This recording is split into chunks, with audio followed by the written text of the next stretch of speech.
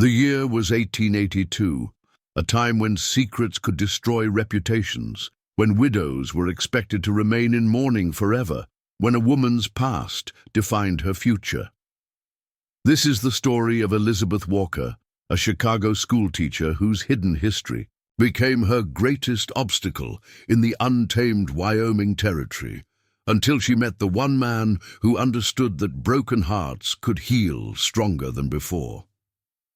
Before we jump back in, tell us where you're tuning in from, and if this story touches you, make sure you're subscribed, because tomorrow I've saved something extra special for you. Elizabeth Walker's trembling fingers gripped the worn handle of her carpet bag as the stagecoach rolled to a stop. Through the dust-streaked window, the settlement of Willow Springs appeared, a cluster of wooden buildings huddled against the vast Wyoming prairie, nothing like the towering brick structures of Chicago she had left behind. Last stop, Willow. "Springs!" the driver bellowed, his voice hoarse from years of competing with the wind. Elizabeth gathered her strength, smoothing the black crepe armband hidden beneath her sleeve, a small reminder of the life she was leaving behind. 6 months of travel had left her grey traveling suit wrinkled, her body weary from the endless jolting, but she maintained her posture as she descended from the coach. The Wyoming air was different, crisp and clean, carrying the scent of sage and distant pine. Her gaze swept across the dusty main street, searching for the face that matched the photograph she'd received 4 months prior. Thomas Bennett had described himself as a prosperous merchant seeking a wife of good character and domestic ability. Their exchange of letters over 8 months had led to this moment, her arrival to become his bride. Mrs. Walker? Elizabeth's heart stopped. The formal address. He knew. She turned slowly toward the voice, dread pooling in her stomach. A portly man with meticulously waxed mustaches approached, his fine wool suit marking him as someone of means in this frontier town. His eyes, however, held none of the warmth she had imagined when reading his letters. They were cold, calculating, already dismissing her. "Mr. Bennett," she managed, attempting a small curtsy that felt desperately out of place as several townspeople paused to watch. "Indeed." His gaze raked over her, lingering on the slight wear at her cuffs, the practical nature of her boots. His frown deepened. "You're not what I expected." Elizabeth's throat tightened. "I assure you, sir, I'm the same woman who wrote those letters. Perhaps the journey has—" "It's not your appearance," he interrupted, taking a deliberate step back. "Though you are older than your letters suggested." The word stung. At 28, she knew she was past the ideal age for marriage, but she had been honest about her years. "I don't understand," she said, struggling to maintain her composure. "We discussed my background. I mentioned my teaching experience." "You mentioned teaching?"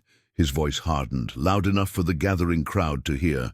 "You failed to mention you'd been married before, that you're a widow." Gasps rippled through the onlookers.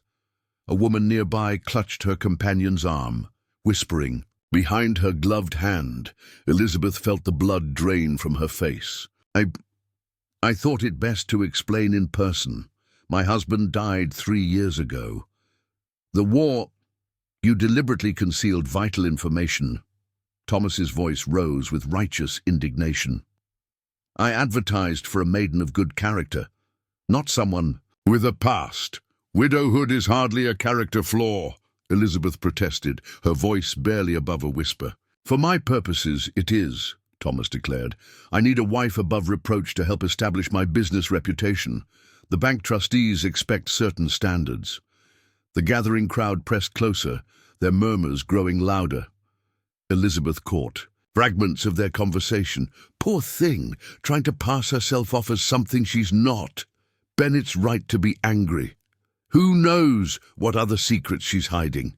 Thomas reached into his vest pocket, withdrawing a small leather purse. "I'm not without compassion. This should cover your return journey east. The next stage leaves in 2 days." He thrust the purse toward her. the coins inside clinking like a death knell for her hopes. "And where am I to stay until then?" Elizabeth asked, not touching the offered money, her pride the only thing keeping her upright. Something flickered across Thomas's face, perhaps a moment of conscience. "The Frontier Hotel has rooms. Tell Mrs. Crawford I sent you." He hesitated, then added stiffly, "I am sorry for the misunderstanding." With that, he turned away, leaving Elizabeth standing alone with her carpet-bag, the curious stares of strangers, and the crushing realization that she had nowhere to go. The journey had consumed most of her savings. Chicago held nothing for her, her teaching position filled, her small apartment surrendered, her few friends scattered to their own lives. With as much dignity as she could muster, Elizabeth picked up her belongings and walked toward the weathered sign of the Frontier Hotel, ignoring the whispers that followed her. Deceived him she did. What did she expect, hiding something like that? No decent man wants damaged goods. The hotel proprietress, Mrs. Crawford, was a thin woman with sharp eyes that softened slightly at Elizabeth's predicament. "Just 2 nights?" she asked, sliding a brass key across the scarred wooden counter. "That's all Bennett paid for." "Yes," Elizabeth replied, placing her last few coins beside the key. "I'll be moving on." "That's what they all say, dear," Mrs. Crawford said, not unkindly.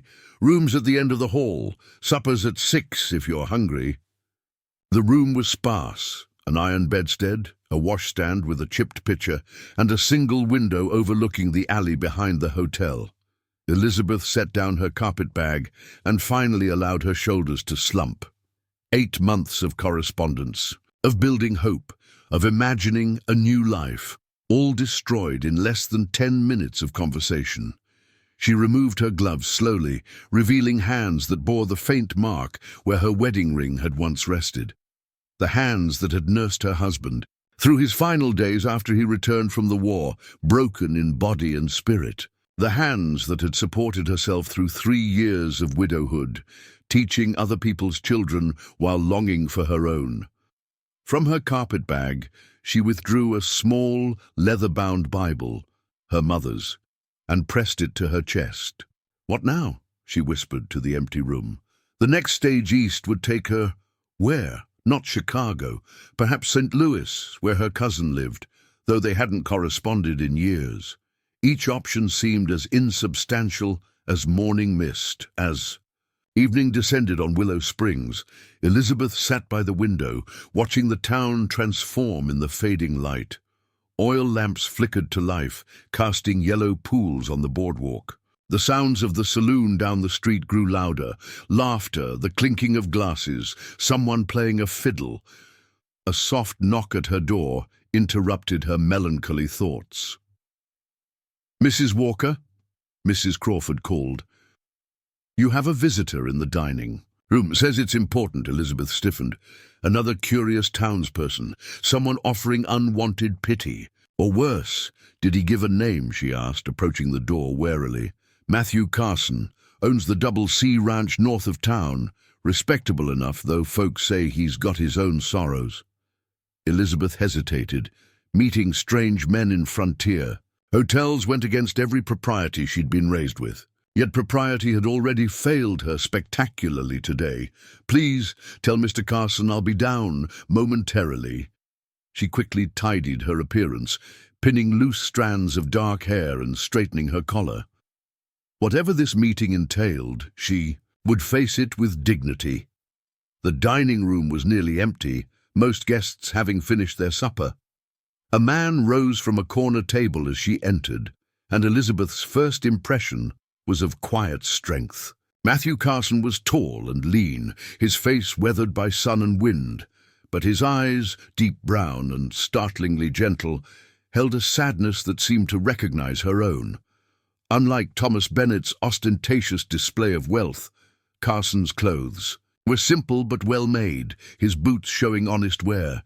There was something in his bearing that spoke of hard-earned wisdom rather than inherited privilege. "Mrs. Walker," he said, his voice low and respectful. Thank you for seeing me. May I offer you some coffee? As Elizabeth sat across from this stranger, she couldn't know that this unexpected meeting would change everything, that this quiet rancher carried his own scars from loss, that he understood the courage it took to seek a second chance at happiness, that he would see beyond her past to the woman she truly was. She only knew that for the first time since stepping off the stagecoach, someone was looking at her without judgment or pity. "Mr. Carson," she acknowledged cautiously, "I'm told you wish to speak with me about an important matter." "I heard what happened with Bennett," Matthew said, signaling to the waitress for 2 cups of coffee. "News travels fast in small towns." Elizabeth straightened her spine. "I'm sure the entire settlement is thoroughly entertained by my situation." A flicker of understanding crossed Matthew's weathered features. Some folks find comfort in others' misfortunes, makes them feel superior, but that's not why I'm here. The waitress set down 2 steaming mugs. Matthew nodded his thanks before continuing. "I manage the Double C Ranch about 10 miles north of town. It's a cattle operation primarily, but—" He hesitated, seeming to choose his words carefully. "I find myself in need of help, though perhaps not the kind most ranches require." Elizabeth wrapped her fingers around the warm mug, skepticism evident in her raised eyebrow. "What sort of help could I possibly provide, Mr. Carson? As was made abundantly clear today, my past makes me unsuitable for conventional positions." "That depends on how you define conventional," Matthew replied. "I have a situation that requires someone with experience in loss, in starting over, someone who understands that life doesn't always follow the path we plan." Elizabeth studied him carefully. His hands were those of a working man, calloused and strong, yet he held his coffee cup with unexpected gentleness. There was something in his manner that didn't quite align with the typical frontier rancher. "You speak in riddles, Mr. Carson. Perhaps you should explain plainly what you're offering." Matthew leaned forward slightly. "I have 2 children, Mrs. Walker. Sarah is 9 and James is 7. They lost their mother 2 years ago to pneumonia. Since then—" His voice caught slightly. "Since then, they've had a series of housekeepers and temporary caretakers. None stayed long. The children need more than just someone to cook and clean. They need someone who understands grief, who can help them navigate loss while still believing in the possibility of happiness."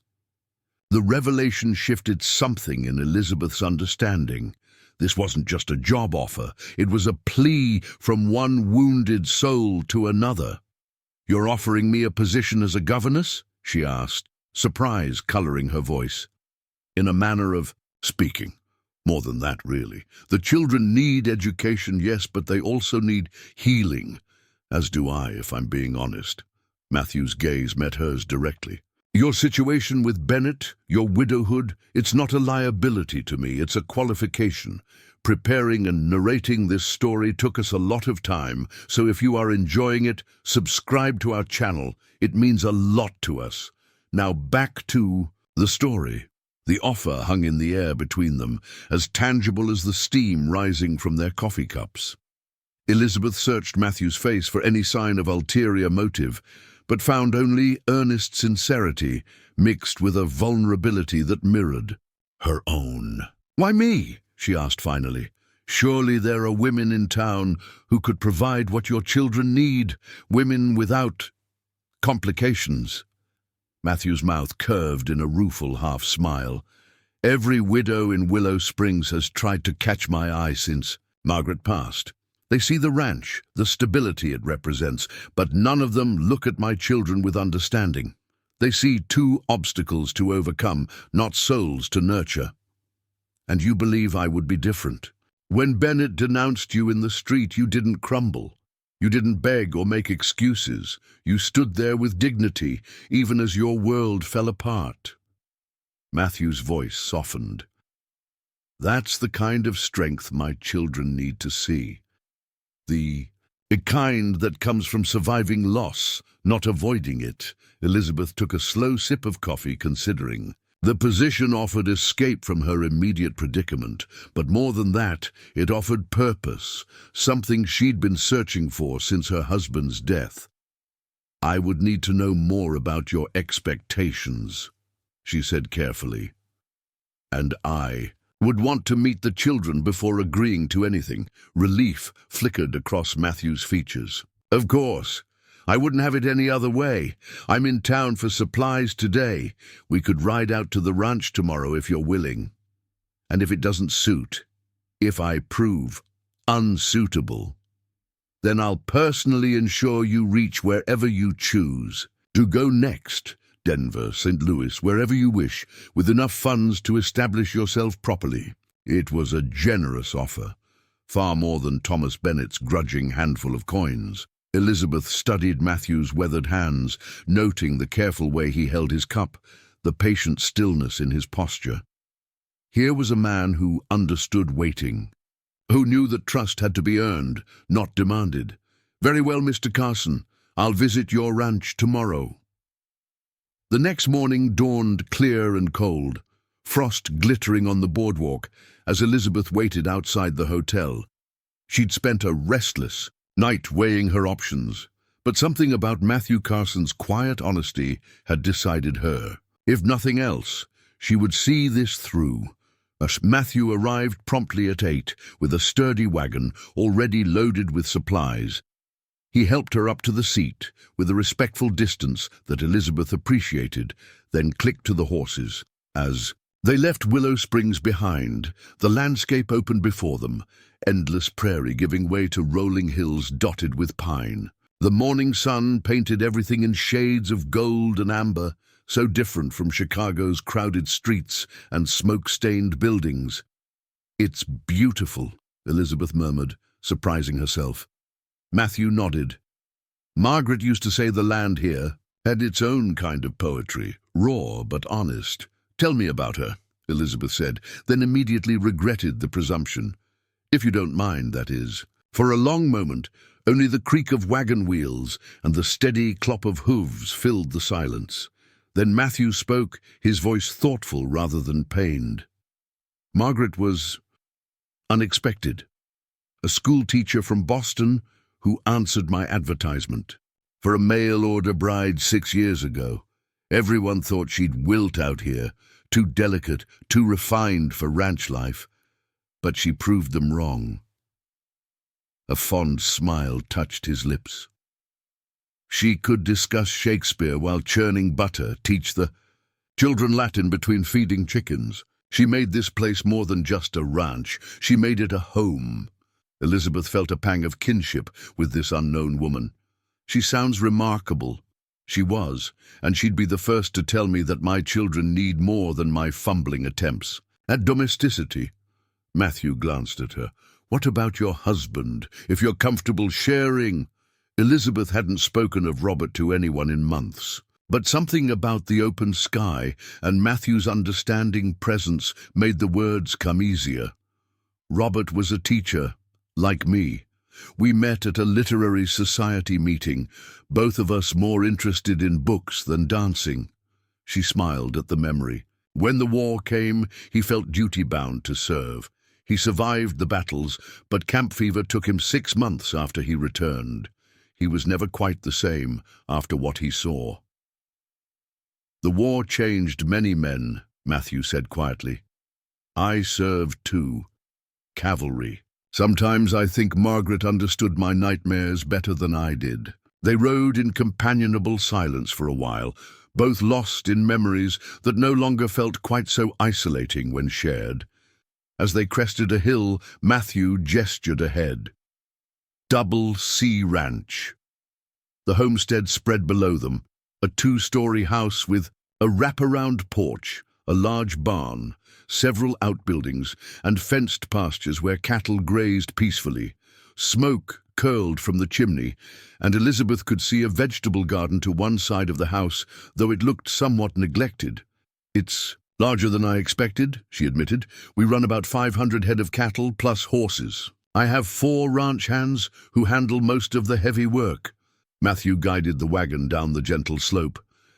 The house Well, it's been lacking a woman's touch. As they approached, two small figures burst from the front door. A girl with Matthew's dark hair in pigtails, and a younger boy whose sandy curls reminded Elizabeth painfully of children she'd taught in Chicago. "Papa," the girl called, then stopped short at the sight of Elizabeth, caution immediately replacing excitement. Matthew climbed down and lifted both children in a brief embrace before turning to help Elizabeth from the wagon. "Sarah, James, this is Mrs. Walker. She's come to visit us today." Sarah eyed Elizabeth warily. "Are you another housekeeper?" "No," Elizabeth replied gently, crouching to the children's level. "I'm a teacher. Your father thought you might like to show me your home." James stepped forward, curiosity overcoming shyness. "Do you know about dragons?" James believes every story should have dragons, Matthew explained with fond exasperation. "Well," Elizabeth said seriously, "I know quite a few dragon stories. Perhaps we could trade? One of mine for one of yours?" James's face lit up, but Sarah remained reserved. "The last teacher said we were too wild for proper lessons." Then she didn't understand that the best lessons often looked like adventures. Elizabeth replied, "Shall we go inside? I'd love to see where you do your studying." The house interior confirmed Matthew's assessment: clean but lacking warmth, functional but missing those small touches that made a house feel lived in.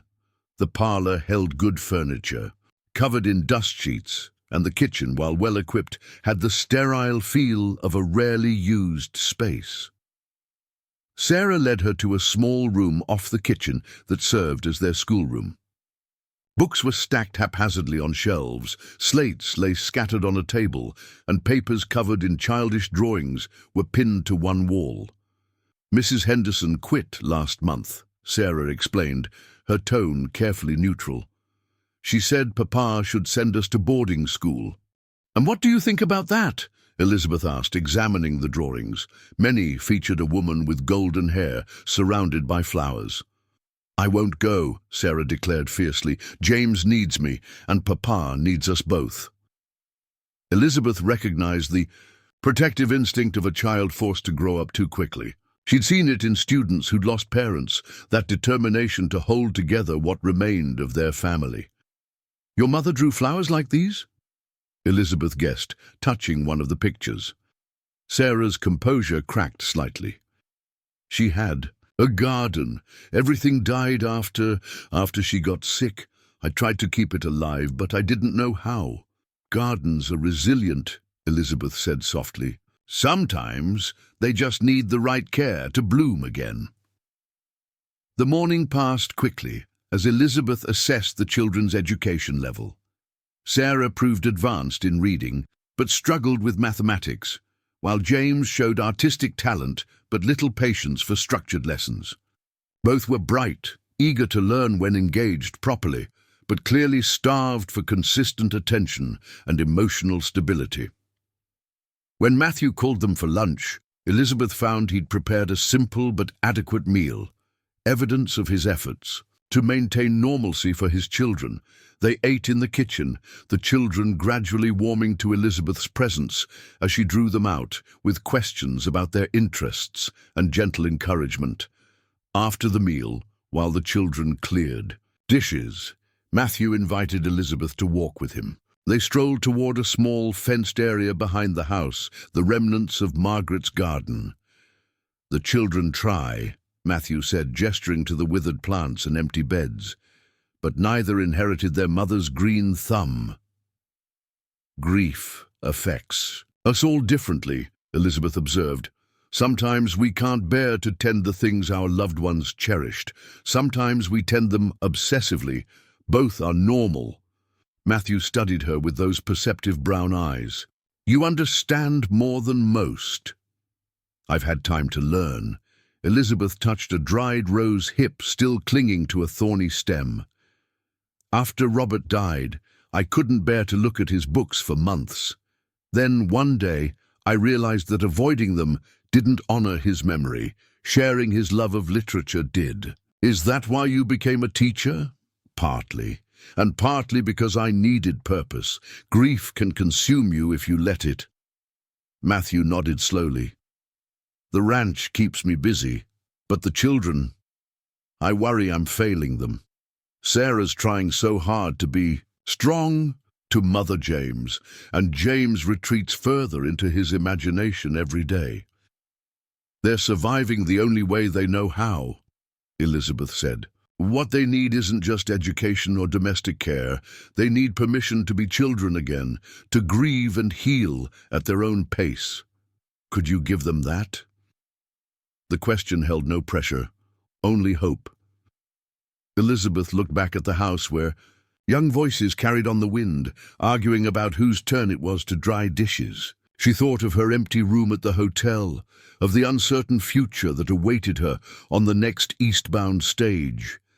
Then she thought of Sarah's fierce protectiveness, James's eager questions about dragons, and Matthew's quiet strength in the face of loss. "I could try," she said finally, "but I won't pretend to replace their mother. That's not what any of us need." "No," Matthew agreed. "What we need is someone who understands that hearts can break and mend, that families can be rebuilt, even if they look different than before." He paused, then added, "Room and board plus a fair wage. Your own quarters. There's a small suite attached to the main house with its own entrance, and the freedom to establish whatever routine you think best for the children." Elizabeth considered. The offer. It was generous, respectful, and most importantly, it acknowledged her as a professional rather than a charity case. "There's one more thing," Matthew said hesitantly, "town gossip being what it is." "My reputation is already tarnished," Elizabeth finished for him. "Bennett made sure of that. I was going to say that I don't care about gossip. My children's well-being matters more than wagging tongues. But I want you to know that your position here would be strictly professional, with all the respect that entails." The reassurance, unnecessary but appreciated, decided her. "Then I accept, Mr. Carson. When would you like me to start?" Relief and something deeper, hope perhaps, transformed Matthew's weathered features. "Tomorrow, if you're willing. I can help you collect your things from the hotel this afternoon." As they walked back to the house, Elizabeth felt something shift inside her, not the romantic dreams that had brought her west, but something more solid, more real, a chance to matter again, to use her hard-won understanding of loss to help others navigate their own grief. The children waited on the porch, Sarah's arm protectively around James's shoulders. Their expressions held wariness and hope in equal measure.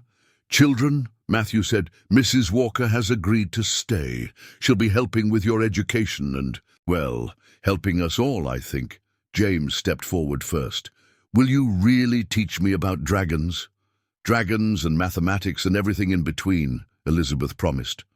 Sarah remained still, studying Elizabeth with eyes too old for her years. "We don't need another mother," she stated flatly. "No, you don't," Elizabeth agreed. "You had a wonderful mother who will always be part of you. What I offer is something different, a friend who understands that missing someone doesn't mean we stop living." Something in Sarah's rigid posture eased slightly. She didn't smile, but she nodded. A small gesture that felt like a beginning. That evening, as Matthew drove Elizabeth back to town to collect her belongings, the setting sun painted the prairie in shades of amber and rose. Tomorrow, she would return to the Double C Ranch, not as a rejected mail-order bride, but as a woman with purpose, bringing her own experience of loss and renewal to a family that needed both. "Thank you," Matthew said quietly as they approached. "Willow Springs, for what? For seeing us, really seeing us, not just a widower and his children, but people trying to find our way forward." Elizabeth thought of Thomas Bennett's cold dismissal, of how her widowhood had been seen as a shameful secret rather than a testament to love and loss survived. "Sometimes," she replied, "it takes someone who's been broken to recognize the cracks in others, and to know that those cracks can let light in if we allow them." As the lights of Willow Springs appeared ahead, Elizabeth realized she wasn't arriving at an ending, but at a beginning she'd never expected, one where her past, instead of disqualifying her, had become the very thing that qualified her for. The future now unfolding. The first weeks at the Double C Ranch unfolded like a delicate dance, each person learning the other's rhythms and boundaries. Elizabeth settled into her quarters, a cozy suite with a small sitting room and bedroom, furnished simply but comfortably. Matthew had been true to his word about privacy. Her entrance opened onto the side porch, allowing her to come and go without disturbing the main household. Establishing a routine proved more challenging than Elizabeth had anticipated. Sarah remained guarded, testing boundaries with subtle defiance, while James oscillated between eager attachment and sudden withdrawals into silence. Matthew, for his part, seemed caught between gratitude for her presence and uncertainty about how to navigate this new arrangement. One morning, 3 weeks into her stay, Elizabeth found Sarah alone in the schoolroom, staring at a blank slate. The girl's usual mask of composure had slipped, revealing the vulnerable child beneath. "Mathematics troubling you?" Elizabeth asked gently, settling into a chair nearby. Sarah's shoulders tensed. "Mama used to make it fun. She'd use buttons or dried beans, turn everything into a game." Her voice cracked slightly. "I can't remember how she did it." Elizabeth recognized the pain of fading memories, that desperate fear of losing the small details that kept loved ones alive in our hearts. "Would you like me to show you a game my husband taught me?" Elizabeth offered. "He used it with his students, who struggled with multiplication." Sarah's head snapped up, surprise evident in her brown eyes. "You were married before?" Elizabeth nodded. "Yes. His name was Robert. He died 3 years ago."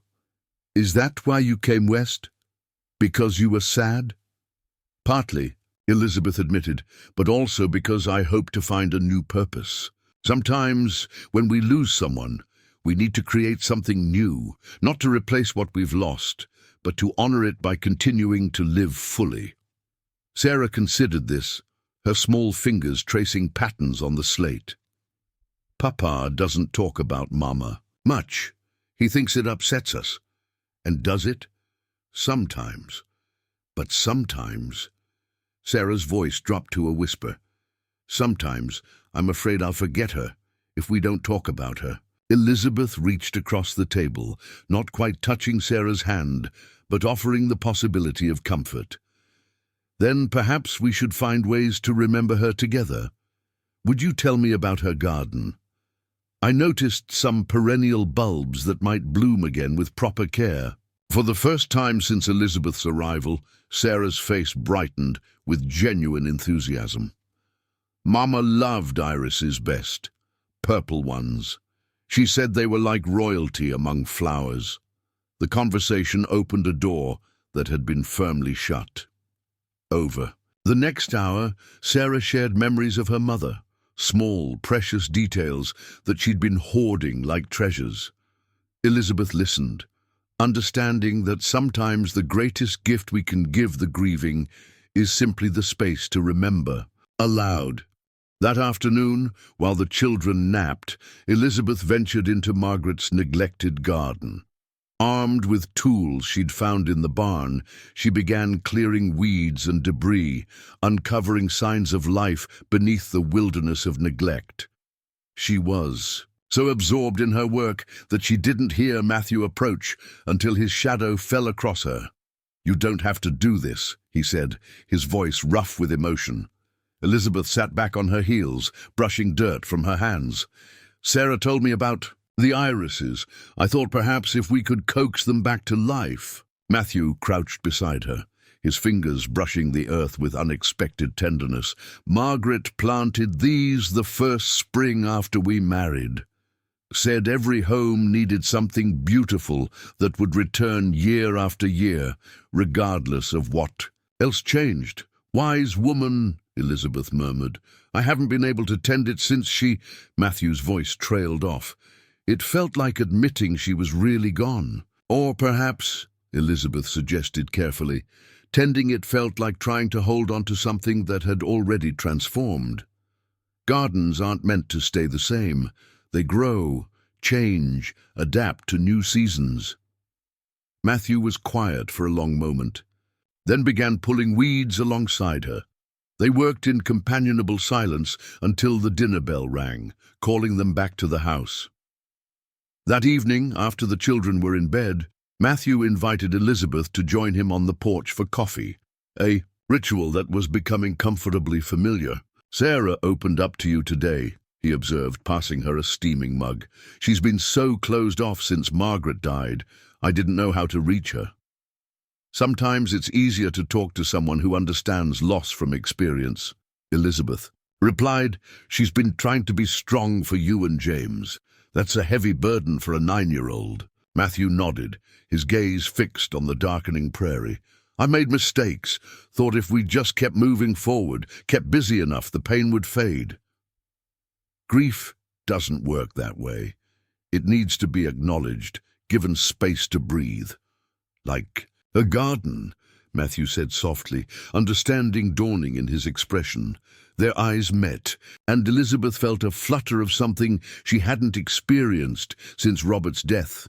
Not romantic attraction exactly, but a recognition of kindred spirits, of shared understanding that went deeper than mere sympathy. The moment was interrupted by the sound of a horse approaching at speed. A rider materialized from the darkness, his urgent pace suggesting trouble. "Mr. Carson," the man called, reining in his lathered horse. "Sorry to disturb you so late, but there's been trouble in town. Tom Bennett's stirring up something fierce about Mrs. Walker here." Matthew's expression hardened. "What kind of trouble, Jake?" The ranch hand shifted uncomfortably, glancing at Elizabeth. "He's been at the saloon, drinking and talking. Says it ain't proper, a widow living out here. Says he's going to bring it up with the town council, maybe even the territorial marshal." Elizabeth felt her stomach clench. She'd known Bennett's rejection would have consequences, but she'd hoped that settling quietly at the ranch would minimize gossip. "Let him talk," Matthew said firmly.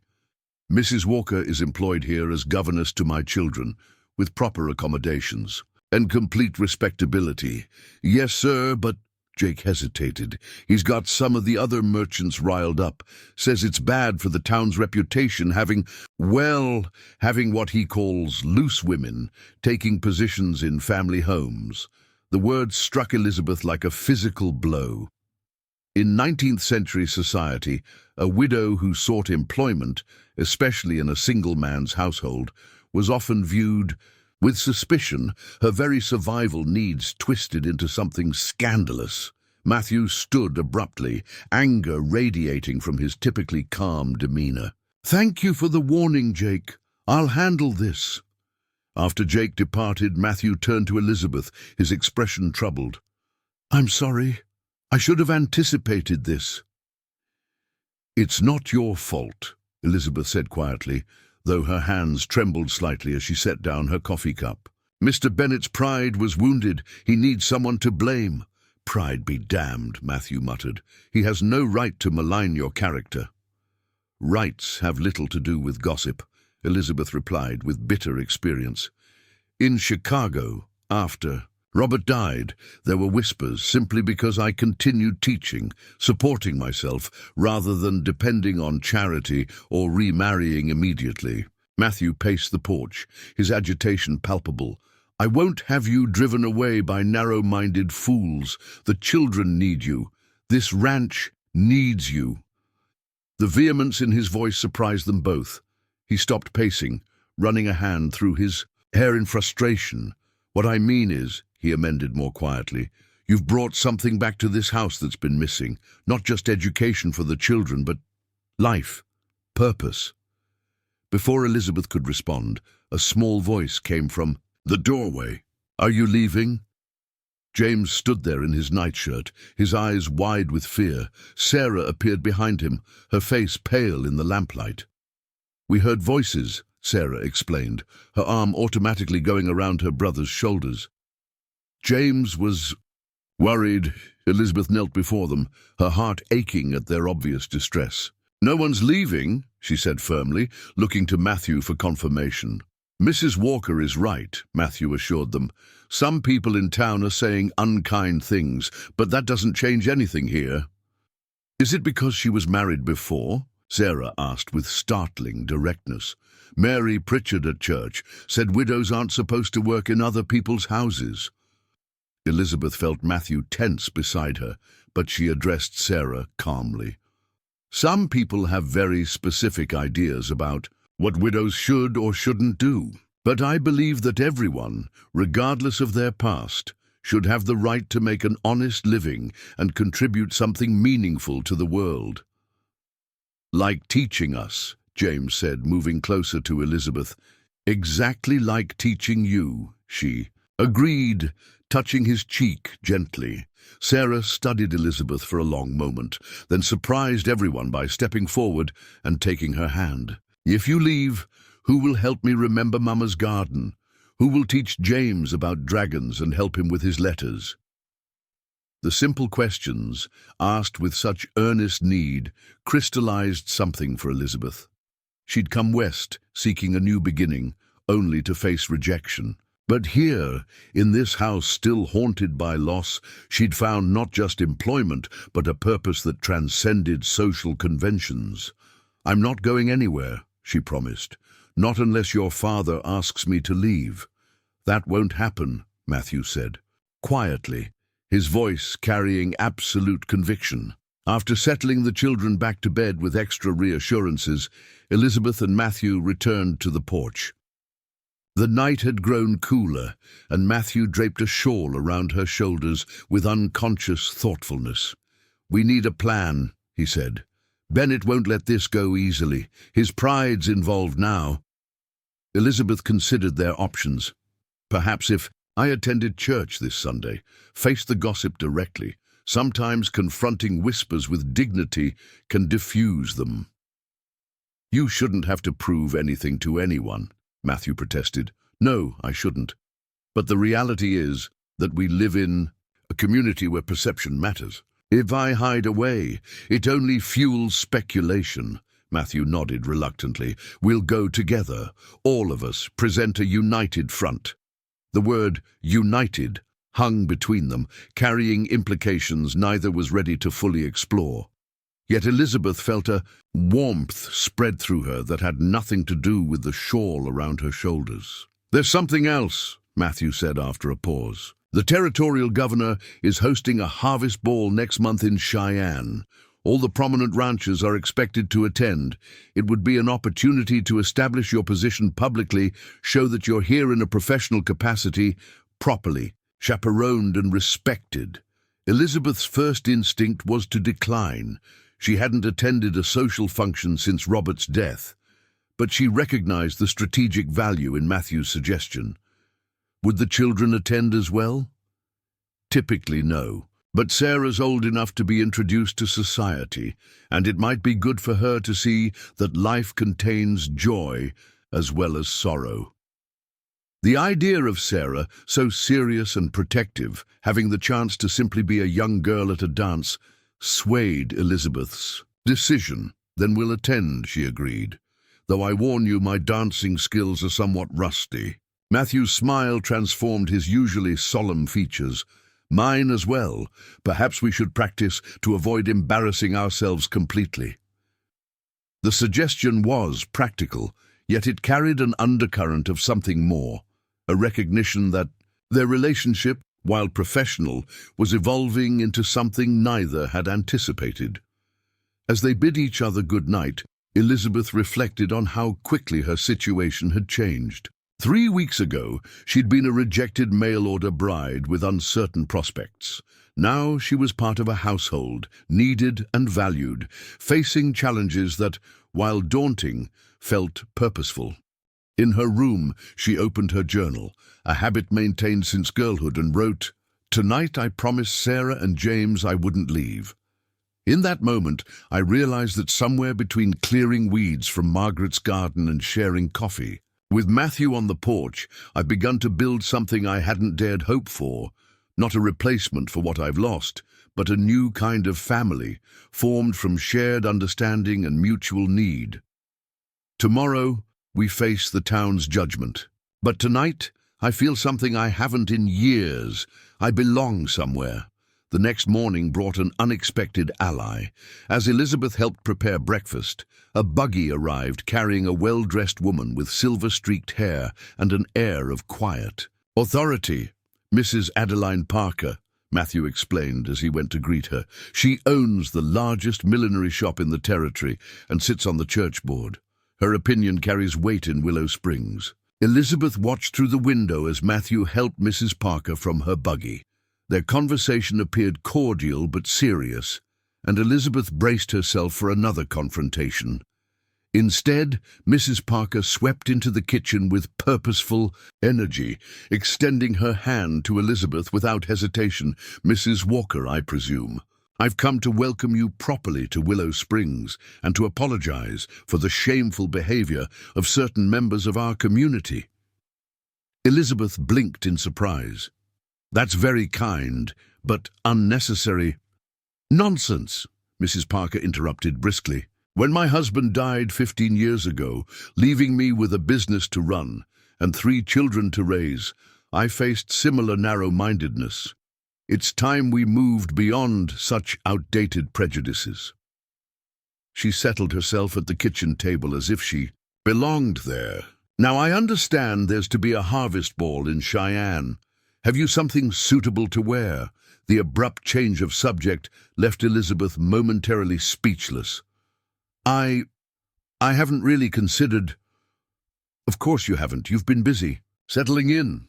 Mrs. Parker's eyes sparkled with determination. "Well, we'll remedy that. Nothing silences wagging tongues like impeccable presentation. I'll expect you at my shop tomorrow afternoon. We'll find something that makes clear you're a respectable professional, not some tragic figure to be pitied or scandalized over." As Mrs. Parker continued outlining her plans to rehabilitate Elizabeth's reputation through strategic social engagement, Elizabeth caught Matthew's eye across the room. His expression mingled amusement with gratitude, and Elizabeth felt a surge of hope. Perhaps she hadn't just found a job or a purpose, but a community, one that included unexpected allies and the possibility of belonging that transcended society's narrow definitions. The road ahead might still hold challenges, but she no longer faced them alone. Sunday morning arrived with crystalline clarity, the kind of crisp autumn day that made the Wyoming sky seem endless. Elizabeth dressed carefully in her best remaining dress, a deep blue wool that had survived the journey west, and helped Sarah with her hair ribbons, while Matthew wrestled James into his church clothes. "Do we have to go?" James whined, tugging at his collar. "Billy Watson says his pa lets him skip church to go fishing." "The Watsons can make their own choices," Matthew replied firmly, though his hands were gentle as he adjusted his son's tie. "We're going as a family." The word family hung in the air, acknowledged by a quick glance between Matthew and Elizabeth, but left unexamined. Such moments had become more frequent, small recognitions of their evolving dynamic that neither quite dared to name.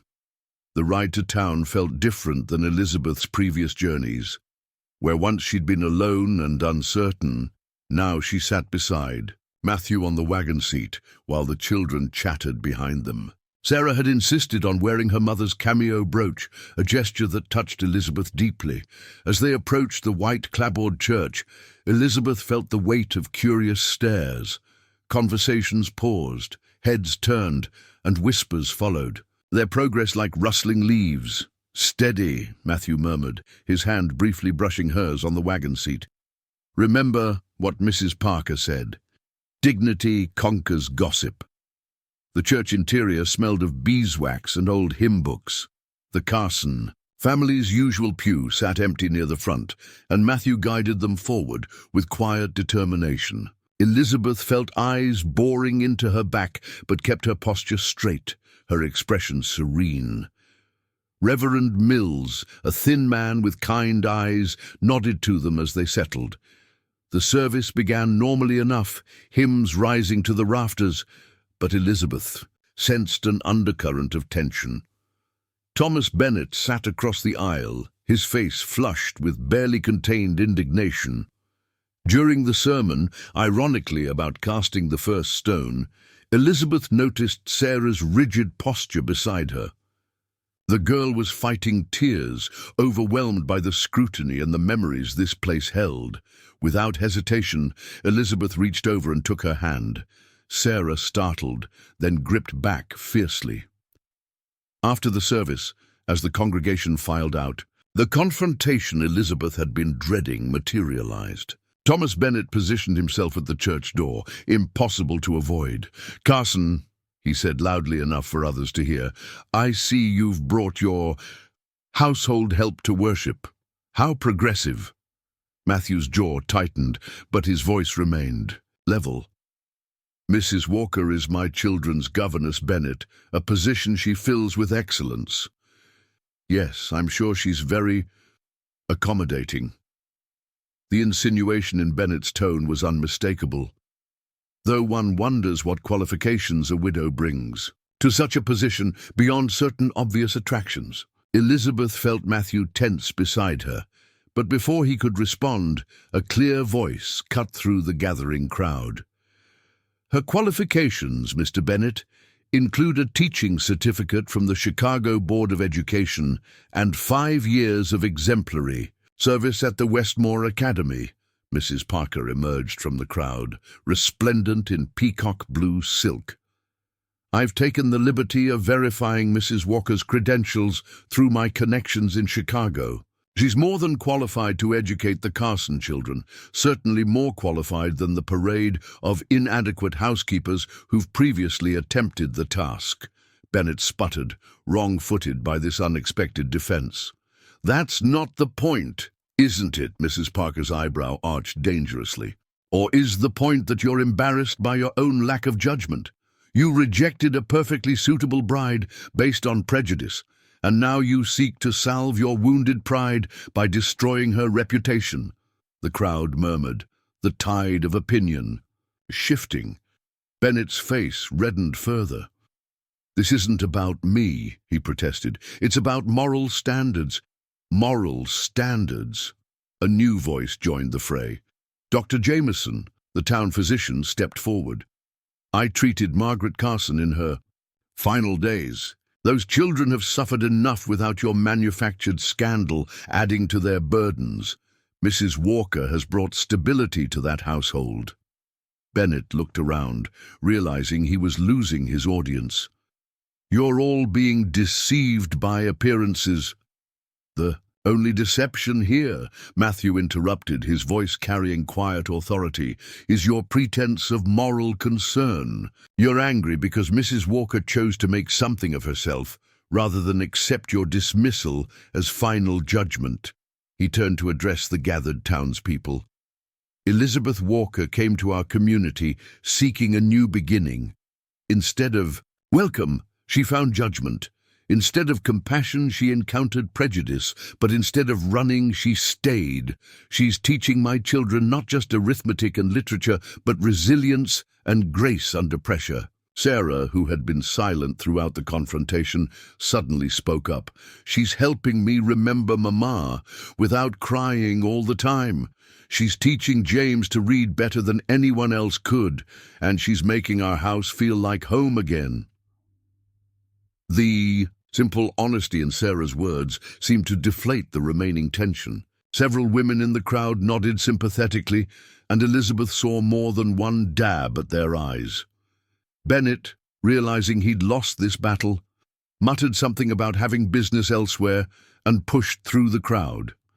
As he departed, Elizabeth felt the atmosphere shift, curiosity replacing hostility. Mrs. Parker seized the moment. "Now that's settled. I hope you'll all welcome Mrs. Walker properly to our community." She'll be attending the harvest ball in Cheyenne as part of the Carson household, and I expect she'll be treated with the respect she deserves." The announcement created a buzz of interest, effectively redirecting the gossip from scandal to social anticipation. As people began dispersing, several women approached Elizabeth with cautious friendliness, asking about her teaching methods or commenting on how well the children looked. Later, over Sunday dinner at the ranch, the morning's events were dissected. With a mixture of relief and lingering concern, "Mrs. Parker was magnificent," Elizabeth said, helping herself to roasted potatoes. "I had no idea she'd investigated my background." Matthew smiled. "Adeline Parker doesn't do anything by halves. When she decides to champion a cause or a person, she commits completely." "Why did she help us?" James asked through a mouthful of chicken. "Because she understands what it's like to be judged unfairly," Elizabeth explained. "Sometimes people who've faced hardship are the quickest to recognize it in others." Sarah, who had been quiet since church, suddenly looked up. "Was it hard for you when your husband died?" The directness of the question momentarily startled Elizabeth, but she recognized the need behind it, Sarah's continuing struggle to process her own loss. "Yes," Elizabeth answered honestly. "Very hard. People expected me to behave in certain ways, to wear black forever, to never laugh or find joy in anything. Some thought I should give up teaching and live with relatives. When I didn't follow their expectations, they gossiped, just like Mr. Bennett did today." "But you didn't let them stop you," Sarah observed. "No, I didn't, because I knew that Robert, my husband, would have wanted me to live fully, not just exist in shadows." Matthew's fork paused midway to his mouth, something shifting in his expression. "Margaret would have liked you," he said quietly. "She had strong opinions about women's rights to make their own choices." The mention of Margaret no longer brought awkward silence. Instead, it opened a door to sharing memories. Matthew telling stories of Margaret's determination to start a library in Willow Springs, the children adding their own recollections of their mother's various projects and passions. As Elizabeth listened, she realized that healing was happening around this table, not the erasure of grief, but its transformation into something that could coexist with new beginnings. The following weeks brought a flurry of preparation for the harvest ball.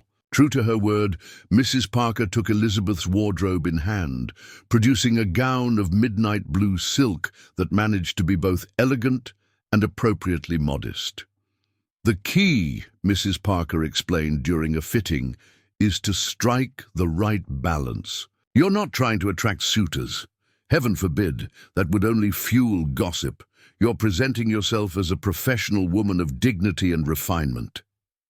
Elizabeth studied her reflection, hardly recognizing herself. The dress emphasized her slim waist while maintaining perfect propriety, and Mrs. Parker had insisted on updating her hairstyle to something softer than her usual severe bun.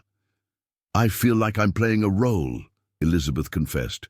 "Nonsense. You're simply showing a different facet of yourself." Mrs. Parker adjusted a sleeve critically.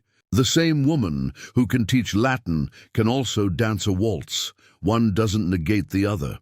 At the ranch, dance lessons became part of the evening routine. Matthew proved surprisingly adept, though he admitted it had been years since he'd attempted anything more complex than a simple reel. "Margaret loved to dance," he explained one evening as they practiced in the cleared parlor, the children providing musical accompaniment on a harmonica and a washboard. "She said dancing was like conversation without words." Elizabeth stumbled slightly, and Matthew's hand at her waist steadied her. The touch, though proper and necessary, sent an unexpected warmth through her. "I'm sorry," she murmured. "I'm out of practice." "You're doing fine," he assured her, guiding her through another turn. "Better than fine, actually." Their eyes met, and for a moment the pretense of practice fell away. They were simply a man and woman, moving in harmony, sharing space and breath and something unnamed but increasingly undeniable. "Papa," James interrupted. "You're supposed to be teaching her, not just staring." The spell broken, they stepped apart, both slightly flushed. Sarah, more observant than her brother, watched them with a speculative expression that seemed far too knowing for her years. The day of the ball arrived with unseasonable warmth, Indian summer gracing the territory with golden light. The journey to Cheyenne took most of the day, with an overnight stay planned at a respectable hotel. Mrs. Parker had arranged for a trusted neighbor to stay with James at the ranch, while Sarah accompanied them, her first grown-up social event. As they approached the governor's mansion that evening, Elizabeth felt a flutter of nerves. Carriages lined the curved drive, depositing elegantly dressed couples beneath glowing lanterns. This was society on a scale she hadn't encountered since leaving Chicago. "Remember," Matthew said quietly as he helped her from the carriage, "you belong here as much as anyone." The ballroom blazed with light from crystal chandeliers, the air heavy with perfume and the strains of a professional orchestra. Elizabeth had expected frontier simplicity, but the territorial governor had spared no expense. This could have been Boston or Philadelphia. Their entrance drew attention, whispers rippling through the crowd. But this time, the tone was different, curious rather than condemning. Mrs. Parker's groundwork had been effective. "Matthew Carson," the governor boomed, approaching with outstretched hand. "Good to see you, and this must be the governess I've heard so much about." "Mrs. Elizabeth Walker," Matthew introduced, "and my daughter, Sarah." The governor's wife, a gracious woman with silver hair, immediately took Sarah under her wing, introducing her to other young people. Elizabeth watched the girl blossom under the attention, her usual solemnity giving way to cautious excitement. As the evening progressed, Elizabeth found herself drawn into conversations about education reform in the territories, her opinions sought and respected. The anticipated censure never materialized. Instead, she discovered a community hungry for culture and advancement. "Shall we dance?" Matthew asked, as a waltz began. Elizabeth accepted his hand, and they moved onto the floor with the natural ease born of their practice sessions. But this was different. The formal setting, the music, the awareness of eyes upon them, all combined to create a charged atmosphere. "You're full of surprises, Mrs. Walker," Matthew murmured as they turned. "The society ladies are quite impressed with your thoughts on curriculum development. And you, Mr. Carson, dance remarkably well for a cattleman."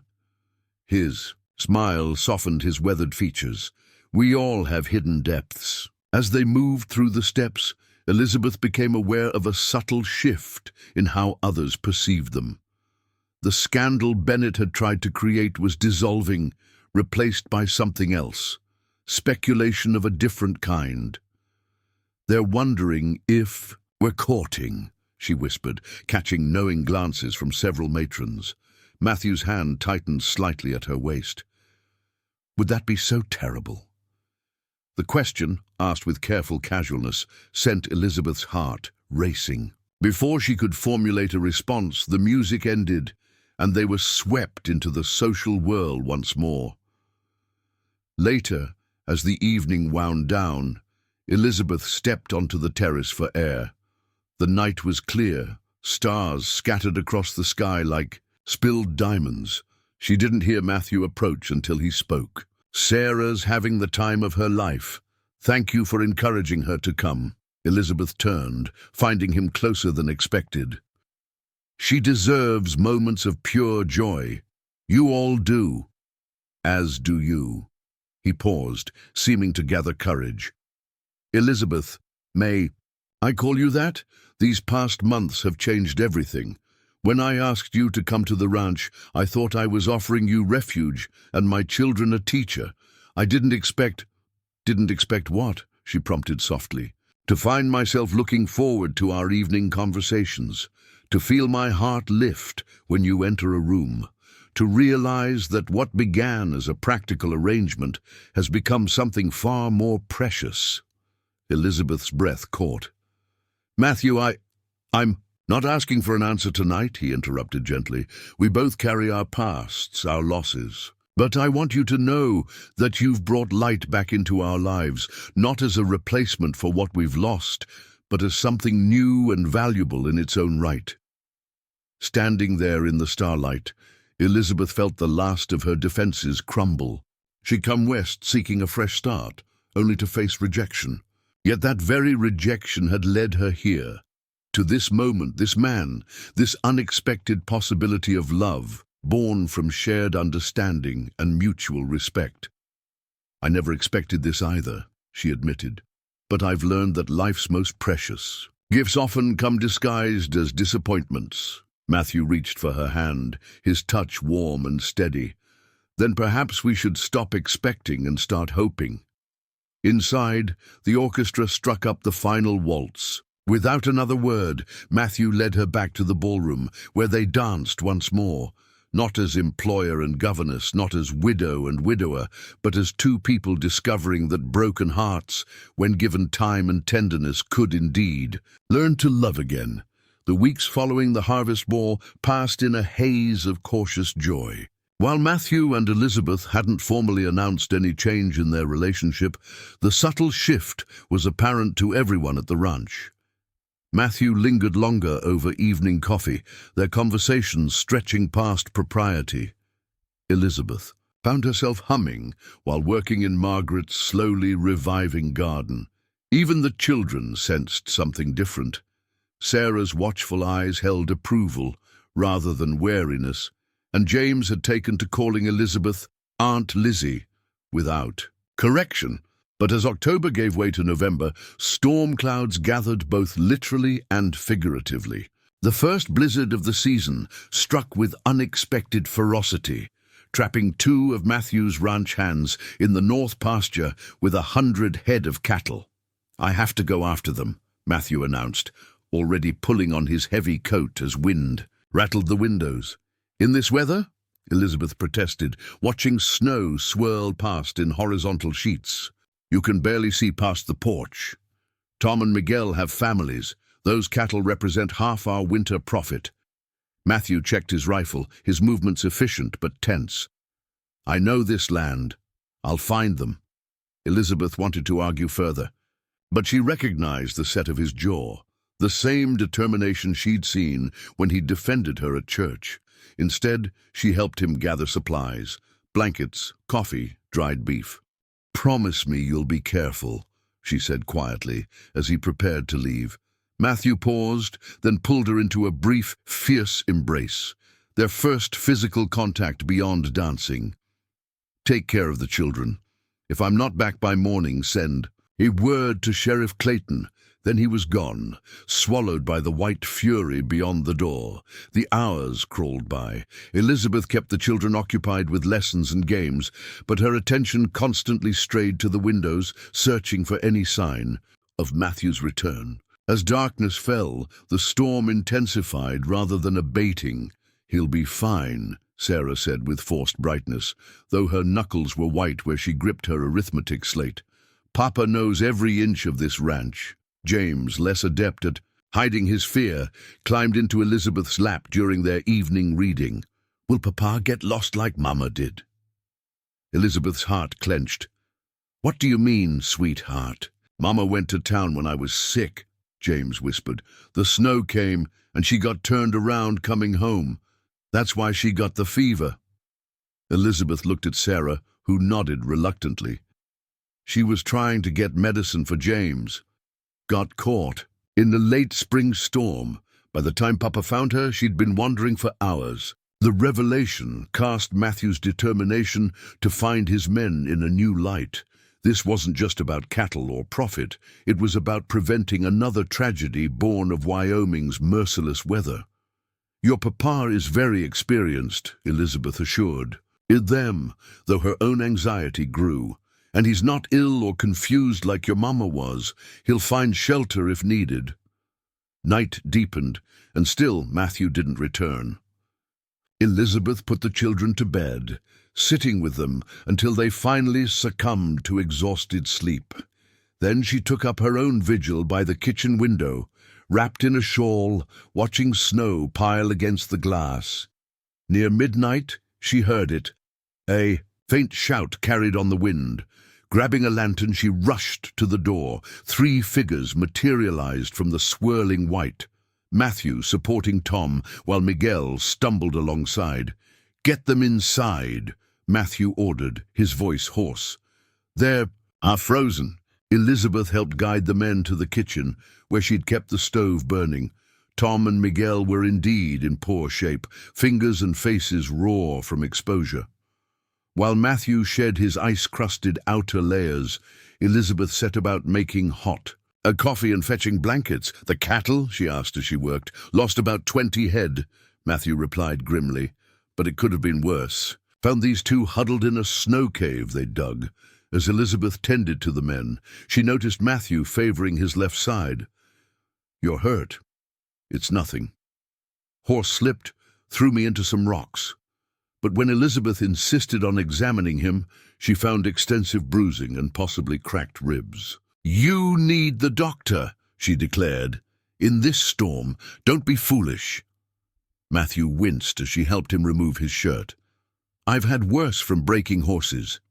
Elizabeth cleaned and bandaged his injuries with gentle efficiency, achingly aware of the intimacy of the moment. Matthew's skin was warm beneath her fingers, his breathing careful and controlled. "Thank you," he murmured when she finished, "for everything, taking charge here, caring for the children." "It's what family does," Elizabeth replied softly. Their eyes met, and the word family hung between them, weighted with new meaning. Before either could speak further, Tom groaned from his makeshift bed near the stove, breaking the moment. The storm continued through the night and into the next day. Elizabeth found herself running the household with newfound authority, nursing the injured men, keeping the children calm, maintaining the essential chores despite the weather. Matthew, forced to rest by his injuries, watched her with open admiration. "You're remarkable," he said on the second evening, as she brought him fresh bandages. "Most women would be overwhelmed by all this." "I'm not most women," Elizabeth replied with a small smile. "Widowhood teaches you to handle whatever life throws your way." By the 3rd day, the storm had passed, leaving the ranch buried under pristine white. As Tom and Miguel recovered enough to return to their families, Matthew insisted on accompanying Elizabeth outside to assess the damage. The world had been transformed into a glittering wonderland. Sunlight sparkled off snow-laden trees, and the air held that peculiar clarity that follows blizzards. As they walked toward the barn, Matthew suddenly stopped. "Elizabeth, wait!" She turned, puzzled by his serious tone. Matthew stood in the snow, his expression intense. "When I was out there, searching for Tom and Miguel, all I could think about was getting back to you and the children. Not just because of duty or responsibility, but because—" He took a deep breath. "Because somewhere in these past months, you've become essential to me. Not as an employee, or even as a friend, but as the woman I love." Elizabeth's heart thundered in her chest. "Matthew, I know it's soon. I know we both have pasts that make us cautious. But nearly losing everything in that storm made me realize how precious time is." He stepped closer, taking her gloved hands in his. "I'm not asking you to forget Robert or replace what you had with him. I'm asking if you might consider building something new with me." Tears pricked Elizabeth's eyes, not from sadness, but from the overwhelming recognition of a second chance she'd never expected. "When I came west," she said slowly, "I thought I was seeking a practical arrangement, marriage as a means of survival. When that failed, I thought I was accepting a job. I never imagined I'd find a home, a family, and—" She squeezed his hands. "And love, yes, Matthew, yes, to building something new." His kiss was gentle, reverent, a promise sealed in the crisp winter air. When they parted, both were smiling through tears. "The children will be thrilled," Matthew said, grinning. "I suspect they knew before we did," Elizabeth laughed. Their joy was interrupted by the sound of approaching hoofbeats. A rider appeared. On the snow-covered trail, Sheriff Clayton, his face grim. "Matthew, Mrs. Walker," he called, dismounting.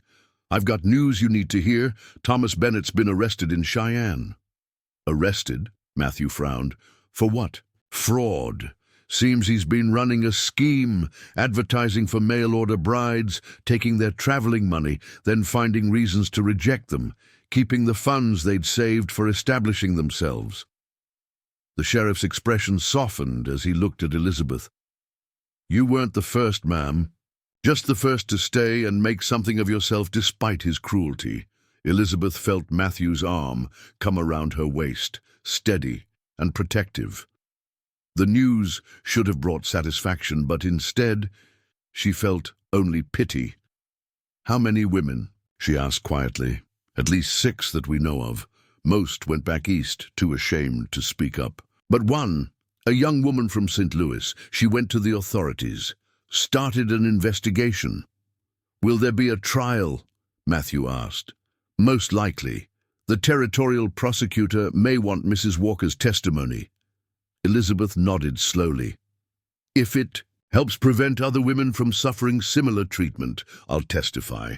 After the sheriff departed, Matthew and Elizabeth stood in the snow, processing this unexpected development. "Does it bring you any peace?" Matthew asked. "Knowing he'll face justice?" Elizabeth considered the question carefully. "It brings me a validation, I suppose, but my peace comes from what I've found, not from his punishment." She turned to face him fully. "If he hadn't rejected me, I never would have met you. In a strange way, his cruelty led to my greatest happiness." That evening, they gathered the children to share their news. Sarah, with wisdom beyond her years, simply nodded and said, "It's about time." James was more exuberant, immediately asking if this meant Elizabeth would be his real mother now. "If you'll have me," Elizabeth replied, opening her arms to embrace them both. As they began planning their future, a small wedding before Christmas perhaps, a knock at the door interrupted their celebration. Matthew opened it to find Mrs. Parker standing on the porch, beaming. "I heard about Bennett's arrest," she announced, sweeping inside without waiting for an invitation. "And I have a proposition for you both." Over coffee and cake, Mrs. Parker outlined her idea. "With Bennett's business in scandal, Willow Springs needs new leadership. I'm forming a committee to establish a proper school, not just a one-room schoolhouse, but a real academy. We need someone with your experience, Elizabeth, to head it." Elizabeth glanced at Matthew, who nodded encouragingly. "But the ranch, the children, would benefit from having their mother shape education for the entire community," Mrs. Parker finished. "You could hold classes 3 days a week, design curriculum that serves both town and ranch children, bring some of that Chicago refinement to our frontier." The offer was unexpected, but intriguing. Elizabeth had found purpose in teaching Sarah and James, but the opportunity to influence broader educational development stirred her professional ambitions. "Could I have time to consider?" she asked. "Of course, but don't take too long. Progress waits for no one, not even newlyweds." Mrs. Parker's eyes twinkled knowingly. After she left, Matthew and Elizabeth sat together on the porch, watching stars emerge in the clear winter sky. "A school," Elizabeth mused. "I never imagined—" "You'd be perfect for it," Matthew said. "And it would show everyone that your coming here wasn't just about finding a husband or a job. It was about bringing something valuable to our community." Elizabeth leaned against him, feeling the solid warmth of his presence. "When I stepped Off that stagecoach, rejected and alone, I thought my life was over. Now look at us, planning a wedding, building a family, possibly founding a school. Life has a way of surprising us, Matthew agreed, pressing a kiss to her temple. The trick is being brave enough to embrace the surprises. As the night deepened, around them, Elizabeth reflected on the journey that had brought her here. She'd been rejected for her past, only to find someone who saw that very past as preparation for their shared future. She'd been deemed unsuitable for conventional marriage, only to discover a love deeper than convention could contain. Tomorrow would bring new challenges, testimony about Bennett's crimes, wedding preparations, decisions about the school. But tonight, sitting with Matthew under the vast Wyoming sky, Elizabeth knew she had found something more precious than social acceptance or financial security. She had found a place where her whole self, past and present, grief and joy, experience and hope, was not just accepted, but celebrated. In the kitchen, she could hear Sarah helping James with his spelling, while the stove crackled warmly.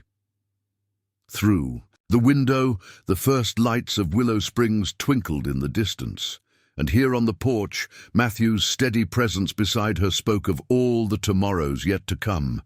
She had traveled west, seeking a new beginning. What she'd found was infinitely better, a continuation of her story, enriched by everything that had come before, promising everything still to be written. The Carson Ranch buzzed with activity in the weeks leading up to Christmas.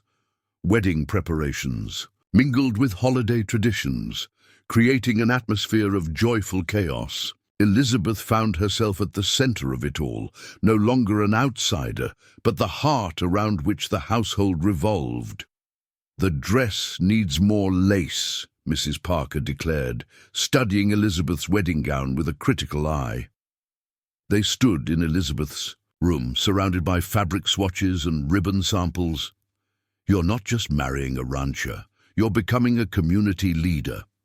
Elizabeth smoothed the ivory silk, a gift from Matthew, who'd insisted she have something new rather than wearing her old wedding dress. "I never imagined having a second wedding, let alone one with such attention." "Second chances deserve proper celebration," Mrs. Parker replied firmly. "Besides, after Bennett's scandal, this town needs something pure to believe in." The news of Thomas Bennett's arrest had indeed rocked Willow Springs.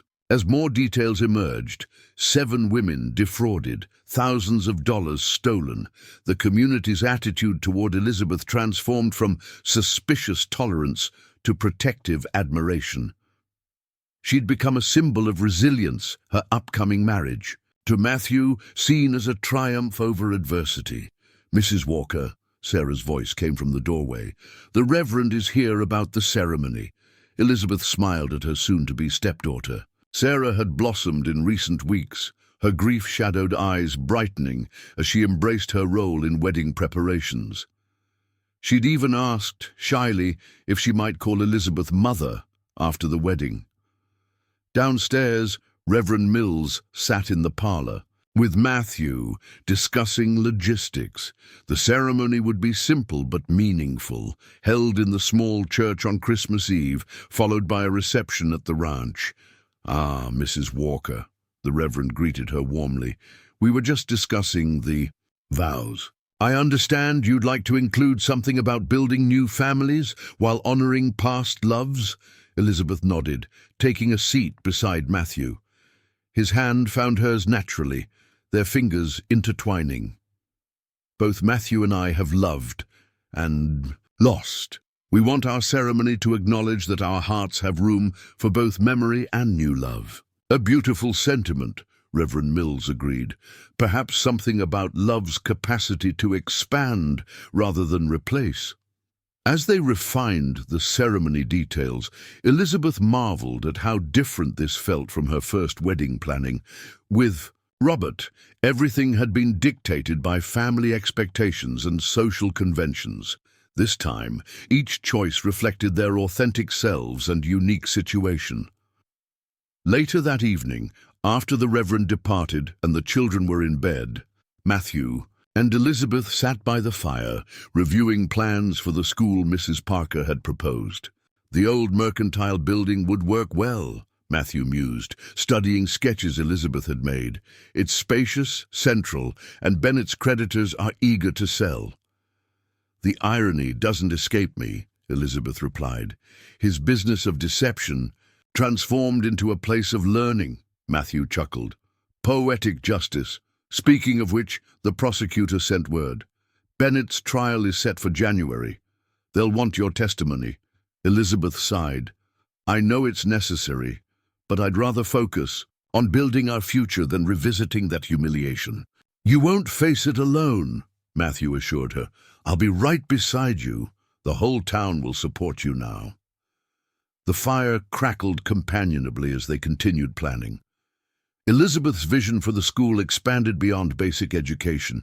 She imagined a place where practical skills met cultural enrichment, where ranch children learned alongside town children, breaking down the artificial barriers between rural and urban life. Margaret would have loved this, Matthew said softly. She always said education was the great equalizer. Elizabeth squeezed his hand. Tell me more about her dreams for the children's education. I want to honor her vision too. This had become their way, weaving memories of their late spouses into their new life, creating continuity rather than replacement. Matthew shared Margaret's hopes for their children, and Elizabeth found ways to incorporate those ideals into her curriculum plans. The week before Christmas brought an unexpected visitor. A young woman appeared at the ranch, travel-worn and hesitant, clutching a letter. I'm looking for Mrs. Elizabeth Walker, she said when Matthew answered the door. Elizabeth came forward, curious. I'm Elizabeth. My name is Clara Henshaw. I was one of Bennett's victims. The woman's voice trembled. I heard about your wedding, about how you've made a life here despite what he did. I had to meet you. Elizabeth guided Clara inside, sensing the depth of pain behind her words. Over tea, Clara's story emerged. Another teaching position abandoned, savings surrendered for a promised future that never materialized. Unlike Elizabeth, Clara had returned east in shame, too broken to fight back. When I read about his arrest, about your testimony, something in me awakened, Clara explained.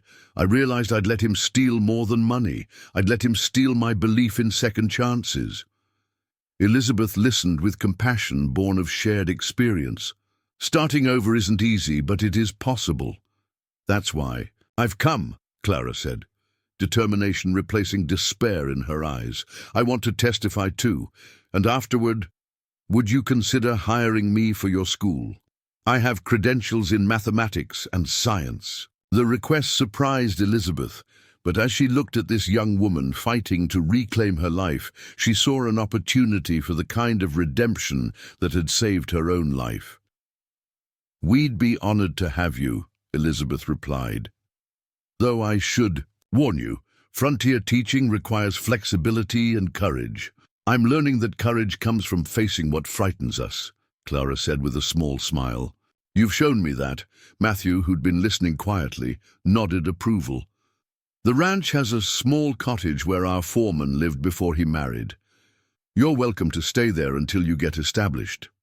Clara's gratitude was palpable. As they settled her into the cottage, Elizabeth reflected on how pain, when transformed, could become purpose. Her own rejection had led not just to personal happiness, but to creating opportunities for others. Christmas Eve arrived with crystalline perfection. Fresh snow blanketed the landscape, and the church glowed with candlelight as guests gathered.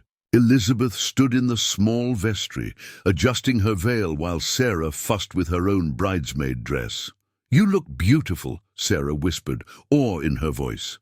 As do you, Elizabeth replied, kissing the girl's forehead. Thank you for sharing your father with me. Sarah's eyes glistened. Thank you for making him smile again, for making us all smile. Mrs. Parker appeared in the doorway. "It's time." The ceremony unfolded like a dream. James served as ring-bearer with solemn pride. Sarah stood beside Elizabeth, radiant in pale blue. The congregation included not just townsfolk, but ranch hands, neighbors, and even some of the territorial officials who'd attended the harvest ball. Matthew's eyes never left Elizabeth as she walked down the aisle. When they joined hands at the altar, Elizabeth felt the weight of their journey, from rejection to acceptance, from loneliness to love. Reverend Mills's words resonated through the small church. "We gather to witness not just a union of two people, but the creation of a new family from the tender threads of loss and hope." Matthew and Elizabeth have chosen to honor their pasts while embracing their future, showing us all that love's capacity is infinite. The vows they'd crafted together spoke of building rather than replacing, of growing rather than forgetting. When Matthew slipped the ring on her finger, Elizabeth felt Robert's blessing as surely as she felt Margaret's. "By the power vested in me," Reverend Mills concluded, "I now pronounce you husband and wife." Their kiss sealed more than a marriage. It celebrated triumph over prejudice, resilience over despair, and love's ability to bloom in unexpected soil. The reception at the ranch lasted well into the night. Tables groaned under Mrs. Turner's feast, and the barn had been transformed with lanterns and evergreen boughs. Elizabeth danced with Matthew, with the children, even with Sheriff Clayton, who'd become an unexpected ally. Clara Henshaw attended, sitting quietly at first, but gradually drawn into conversations about the upcoming school. Several other women approached Elizabeth throughout the evening, sharing their own stories of widowhood or abandonment, expressing interest in the educational opportunities she planned to create. "You've started something," Mrs. Parker observed as the evening wound down. "Not just a school, but a movement. Women supporting women, education breaking barriers." Elizabeth surveyed the scene, her new family, her growing circle of friends and allies, the community that had evolved from suspicious to supportive. "We've all started something together." As the last guests departed and the children were tucked into bed, Matthew and Elizabeth stood on the porch, wrapped in quilts against the winter chill. "Mrs. Carson," Matthew murmured, testing the sound, "how does it feel?" "Like coming home," Elizabeth replied. "Not to a place I've been before, but to where I was always meant to be." They watched snow fall gently, covering the ranch in pristine white, a blank page awaiting new stories. "Tomorrow we start converting the mercantile," Elizabeth said, already planning. "Clara can help with inventory and curriculum. We'll need to hire at least one more teacher," and Matthew silenced her with a kiss. "Tomorrow, tonight is for us." Elizabeth leaned into his embrace, marveling at life's circuitous paths. She'd boarded a train west expecting one kind of future, faced rejection that seemed catastrophic, and found instead a destiny richer than her original dreams. In the quiet of their first night as husband and wife, Elizabeth offered a silent prayer of gratitude for second chances, for love that encompassed both past and present, and for the courage to transform pain into purpose.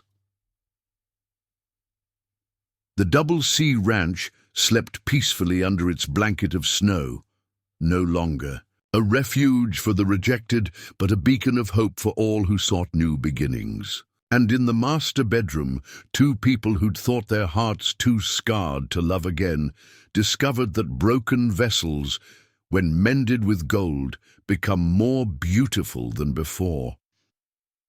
As Elizabeth drifted toward sleep in Matthew's arms, she thought of the school they would build, the testimony she would give, the family they were creating. Each challenge ahead seemed surmountable now, not because the path was easy, but because she no longer walked it alone.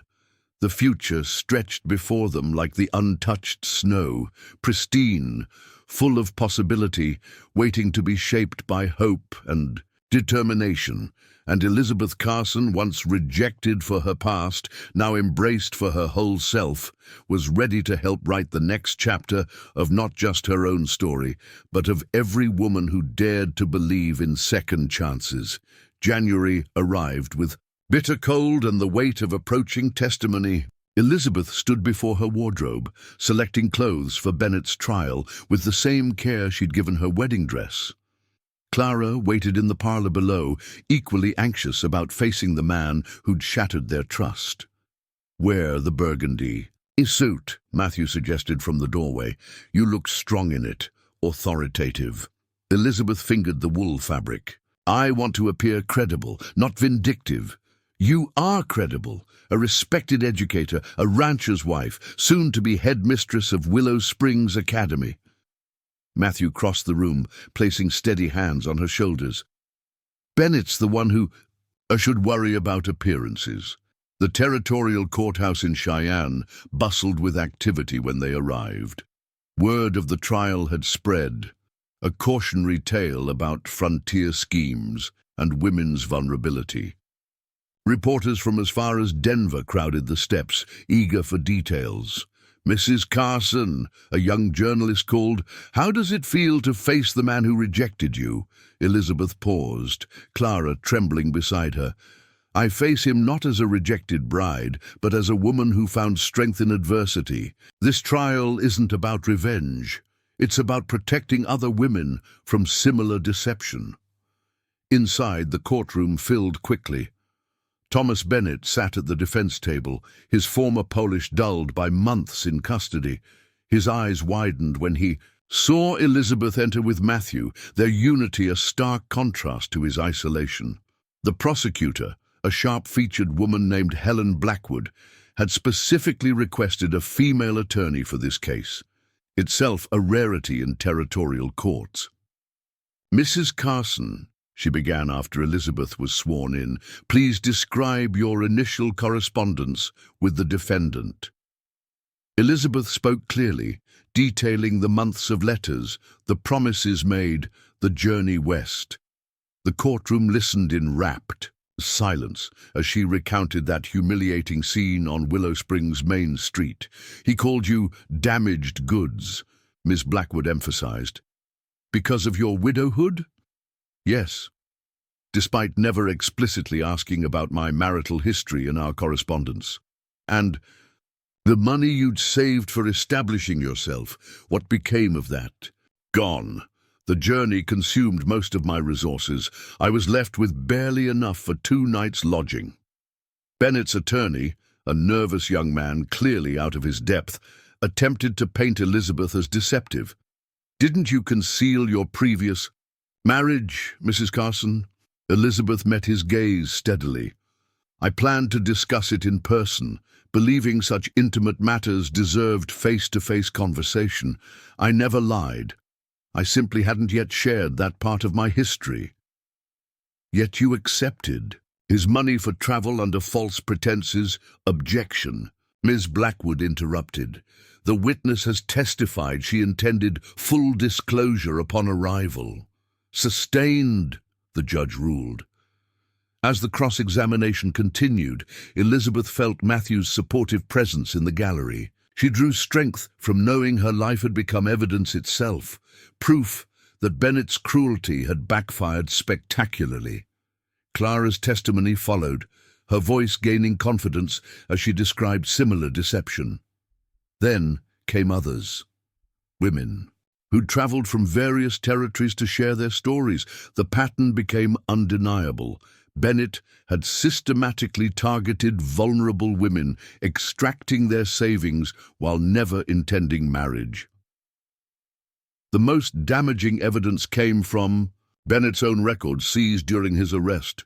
Meticulous notes about each woman's financial status, strategies for rejection, even cruel nicknames he'd assigned them. Elizabeth was listed as the pretender, widow masquerading as maiden. During a recess, Elizabeth encountered Bennett in the corridor. His bravado had crumbled, leaving a deflated man who couldn't meet her eyes. "I suppose you're satisfied," he muttered, "destroying my reputation." "You destroyed your own reputation," Elizabeth replied calmly. "I simply refuse to let you destroy my future as well. I gave you an opportunity, you gave me humiliation, but in doing so, you gave me something far more valuable, the chance to discover my own resilience." Elizabeth gestured to Matthew, who stood protectively nearby. "Your rejection led me to a man who values not just what I am, but who I've been, and who I might become." Bennett's face contorted with bitterness. "Playing the noble victim, you've certainly perfected the role." "There's nothing noble about victimhood," Elizabeth countered. "The nobility lies in refusing to remain a victim.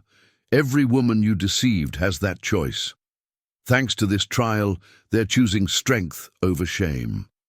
The verdict came swiftly. Guilty on all counts, Bennett received 7 years in territorial prison and orders to make financial restitution. As they left the courthouse, Elizabeth felt not triumph but relief. A chapter closed, allowing full focus on the future. "You were magnificent," Matthew said as they boarded the train home. "Composed, articulate, powerful." "I was terrified," Elizabeth admitted, but facing him, seeing how small and petty his prejudices truly were, it freed something in me. Clara, riding with them, nodded vigorously. "You gave us all courage today. I've decided I want to specialize in educating women about their legal rights, prevention through knowledge." Elizabeth smiled, recognizing another transformation born from adversity. "The Academy will have a civics component. You'll lead it." Back in Willow Springs, news of the verdict preceded them. A crowd gathered at the station, cheering as Elizabeth disembarked. Mrs. Parker pushed forward, waving architectural plans. "The renovations begin next week." The school board approved everything, including dormitories for students from outlying ranches. The following months blurred with activity. The old mercantile transformed under Elizabeth's vision. Classrooms flooded with natural light, a library stocked with donated books, an assembly hall that doubled as community theatre. Margaret's garden inspired a botanical teaching area where students could learn both science and beauty. By spring, Willow Springs Academy stood ready. The opening ceremony drew territorial dignitaries, including the governor himself. Elizabeth stood at the podium, surveying an audience that included ranchers alongside merchants, former skeptics beside ardent supporters. "Education," she began, "is not merely the transmission of facts, but the cultivation of possibility. This academy represents more than a school. It embodies our community's commitment to growth, equality, and second chances." Sarah and James sat in the front row, beaming with pride. At 14, Sarah had blossomed into a confident young woman, serving as student ambassador for younger pupils. James, now 10, showed remarkable artistic talent, his drawings adorning the academy's walls. The first term brought challenges, balancing diverse student needs, managing staff, maintaining academic standards while honoring practical requirements. But Elizabeth thrived, her days filled with purpose, her evenings enriched by family. One particularly memorable moment came when a group of Native American children from the nearby reservation enrolled. Their parents, initially wary, had been convinced by Elizabeth's curriculum that honored multiple cultural perspectives. "Knowledge belongs to no single tradition," she explained at a parent meeting. "We'll study Shakespeare alongside tribal stories, European mathematics beside indigenous astronomy." This inclusive approach occasionally drew criticism from traditionalists, but Elizabeth stood firm, supported by Matthew and a growing coalition of progressive citizens. By the Academy's first anniversary, enrollment had doubled. Former students returned as junior instructors. Clara's civics program gained territorial recognition. The dormitories housed students from 3 neighboring counties. One evening, as Elizabeth reviewed graduation plans, Matthew entered her study with a peculiar, expression. "There's someone here to see you, a journalist from Boston." Elizabeth looked up, surprised. "Boston?" The visitor introduced herself as Catherine Mills from the Boston Educational Journal. "We've heard remarkable things about your academy. Progressive education in the territories, bridging cultural divides, empowering women. I'd like to feature your story." As Elizabeth toured the journalist through the academy, sharing its evolution from personal tragedy to community triumph, she recognized how far she'd traveled, not just geographically, but emotionally, professionally, spiritually. "You were a respected teacher in Boston," Catherine observed. "Do you ever regret leaving?" Elizabeth paused in Margaret's memorial garden, where irises bloomed in profusion. "Regret? No. Everything I experienced, the loss, the rejection, the struggle, prepared me for this. In Boston, I taught from books. Here, I teach from life." Article published months later brought national attention. Letters arrived from educators across the country, seeking advice on replicating the Academy's model. Elizabeth found herself invited to speak at conferences, her message of resilience and innovation resonating beyond territorial boundaries. Yet amid growing acclaim, she remained grounded in daily realities, helping Sarah prepare for eventual college, guiding James through adolescence, nurturing her marriage to Matthew. The ranch flourished alongside the academy, their dual successes intertwining. One autumn afternoon, as Elizabeth walked home from the academy, she encountered a familiar figure at the town's edge. Thomas Bennett, recently released and notably aged, stood uncertainly by the road. "Mrs. Carson," he said, his voice lacking its former arrogance. "Might I have a word?" Elizabeth studied him, this man whose cruelty had inadvertently shaped her destiny. "What is it, Mr. Bennett?" "I've come to—" He struggled with the words, "to acknowledge my wrongs. Prison gave me time to reflect. What I did was unconscionable." "Yes, it was. I don't expect forgiveness. I just wanted you to know that I understand now. What I saw as flaws, your widowhood, your independence, were actually strengths I was too small to recognize." Elizabeth considered his words. "Understanding is a beginning, Mr. Bennett. What matters now is what you do with that understanding. I'm leaving the territory, starting fresh somewhere I can do honest work." He hesitated. "The academy, it's remarkable. You've built something lasting from something broken." "We all have that capacity," Elizabeth replied, "even you, if you choose." As Bennett walked away, diminished, but perhaps finally capable of growth, Elizabeth felt the last vestiges of old pain dissolve. She'd transformed his rejection into purpose, his cruelty into compassion, his narrow vision into expansive possibility. That evening, gathered with her family for dinner, Elizabeth shared the encounter.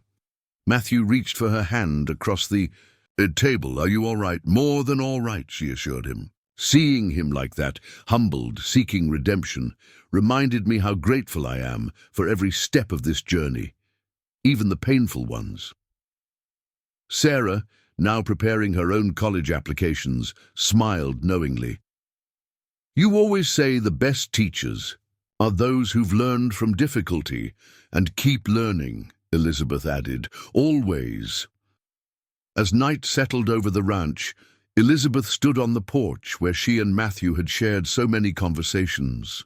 The lights of Willow Springs twinkled in the distance, the academy standing proudly among them, a beacon of hope she'd helped create. Matthew joined her, slipping an arm around her waist. "Penny, for your thoughts?" Just reflecting on how a moment of rejection became a lifetime of purpose, how saying no to one future opened the door to a better one. "Any regrets?" he asked softly. Elizabeth turned in his embrace, seeing in his weathered face all the love and partnership that had grown between them. "Not one. This life, our family, the academy, the community we've helped shape, It's more than I ever dreamed possible. Above them, stars wheeled in their ancient patterns, indifferent to human struggles, yet somehow blessing them with their distant light. Elizabeth Carson, once rejected as unsuitable, now stood as living proof that broken dreams, properly tended, can blossom into realities more beautiful than originally imagined.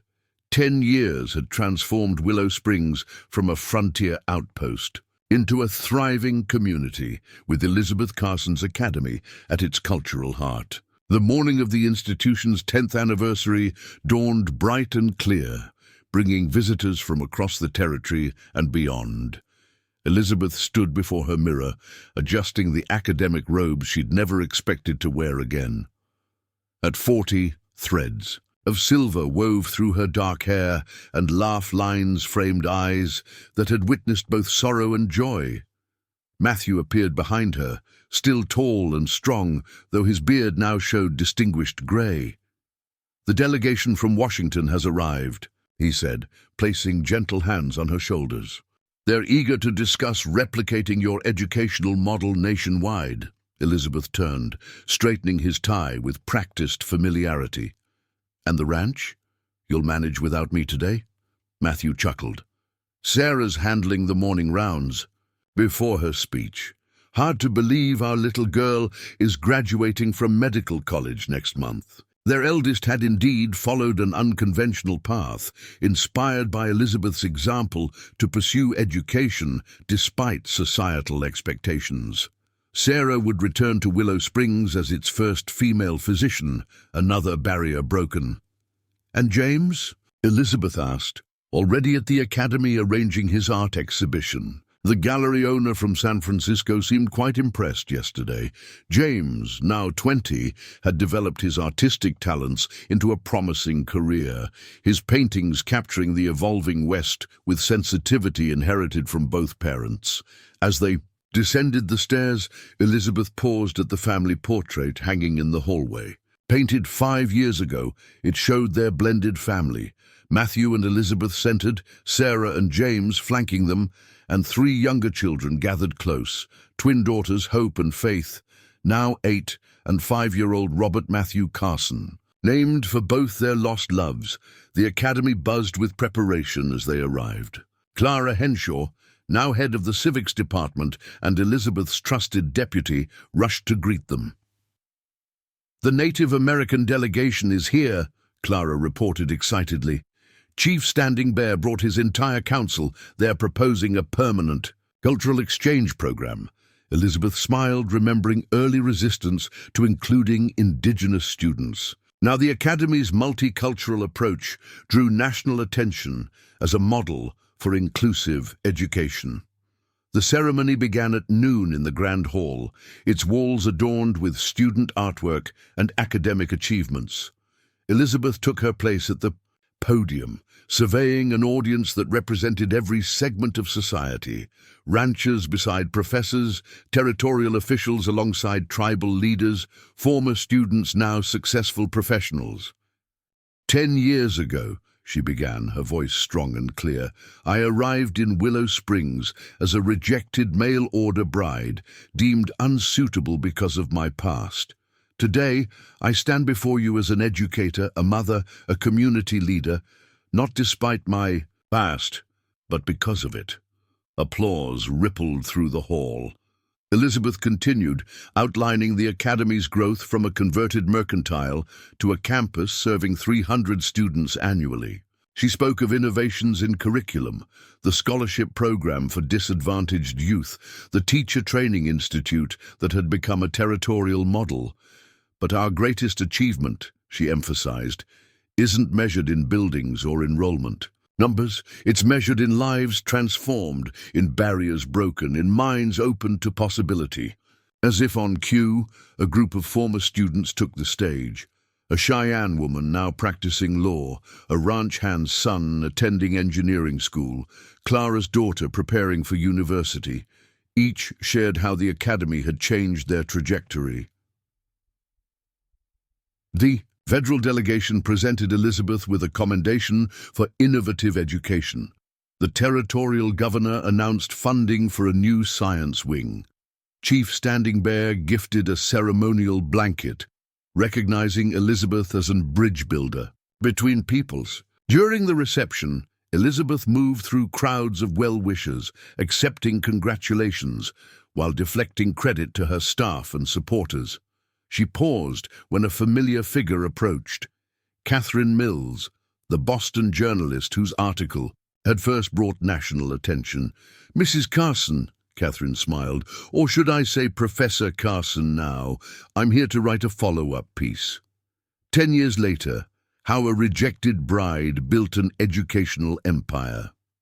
Elizabeth winced at the dramatic title. Hardly an empire, just a school that believes in second chances. "Much more than that," Catherine insisted. "You've created a template for progressive education that's being studied from Boston to San Francisco. The integration of practical and classical learning, the emphasis on women's education, the cultural inclusivity, it's revolutionary." As they talked, Elizabeth noticed Matthew across the room, deep in conversation with a group of ranchers about the Academy's agricultural program. He caught her eye and winked, their private signal of shared amusement at formal occasions. "Your husband seems quite the progressive himself," Catherine observed, "supporting your career so fully in an era when most men expect wives to remain domestic." "Matthew understands that supporting dreams strengthens rather than threatens a marriage," Elizabeth replied. "We've built our life on mutual respect and shared purpose." The celebration continued into evening with performances by student musicians, dramatic readings, and James's art exhibition. As twilight painted the sky in amber and rose, Elizabeth stepped onto the Academy's balcony for a moment of quiet reflection.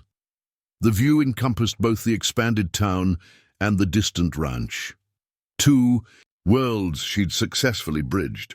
In the Academy's garden below, Margaret's irises bloomed alongside plants from diverse traditions, a living metaphor for the harmony they'd created. "Hiding from your admirers?" Matthew's voice came softly as he joined her.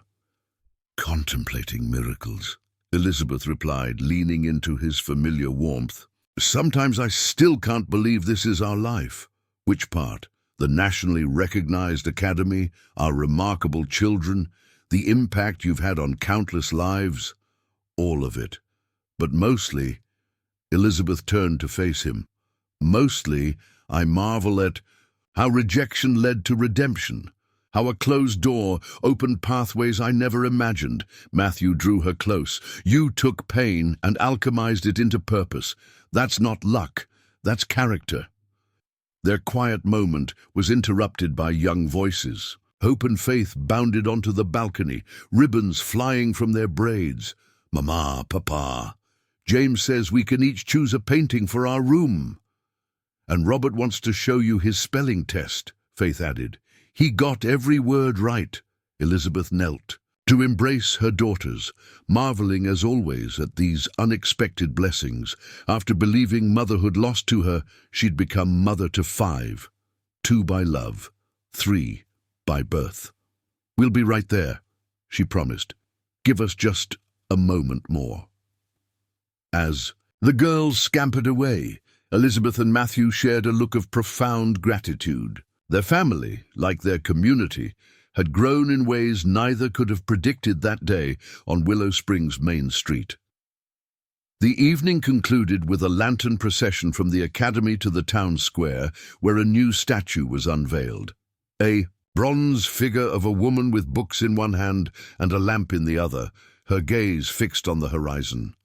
The plaque read, "Elizabeth Walker Carson, educator and visionary, from rejection to redemption, lighting the way forward." "I still say it's too much," Elizabeth murmured to Matthew as admirers photographed the monument. "It's exactly right," he countered. "Future generations should know that one woman's courage can transform a community." Later, as the family gathered in the ranch's parlor, Elizabeth opened a special gift from her children, a leather-bound book. containing letters from former students describing how the academy had shaped their lives. Sarah had compiled it secretly over months. "Read the last entry," Sarah urged, her eyes suspiciously bright. Elizabeth turned to the final page, finding a letter in Matthew's distinctive hand. "My dearest Elizabeth, 10 years ago, I offered shelter to a woman the world had rejected. I thought I was being charitable. Instead, I received the greatest gift of my life. You didn't just heal our family, you showed us that hearts can expand infinitely, that love multiplies rather than divides. Watching you transform pain into purpose, rejection into revolution, has been the privilege of my lifetime. Our children, our community, and countless lives bear the imprint of your courage. Thank you for choosing to stay, to build, to love. Forever yours, Matthew." Tears blurred Elizabeth's vision as she looked around at her family. Sarah preparing for medical practice, James with his artistic dreams, the twins full of unlimited potential, young Robert already showing his father's steady strength and his mother's quick mind. "You've given us more than an education," Sarah said softly. "You've shown us how to turn adversity into advantage, how to see possibility where others see only problems." That night, after the children were asleep and the house had settled into peaceful quiet, Elizabeth and Matthew sat on their porch swing as they had countless evenings before. The lights of Willow Springs twinkled in the distance, the academy standing proudly among them. "Any regrets?" Matthew asked, echoing his question from years ago. Elizabeth considered the journey, from rejected bride to respected educator, from childless widow to mother of 5, from outsider to community pillar.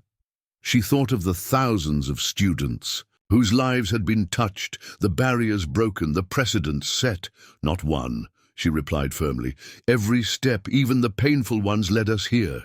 Above them, stars wheeled in their eternal dance, bearing witness to the truth that Elizabeth Carson had embodied, that rejection can become redirection, that second chances can yield first-rate lives, and that love, when given room to grow, can transform not just individuals, but entire communities.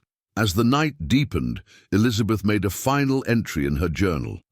"Tomorrow, the delegation returns to Washington with plans to implement our educational model nationwide.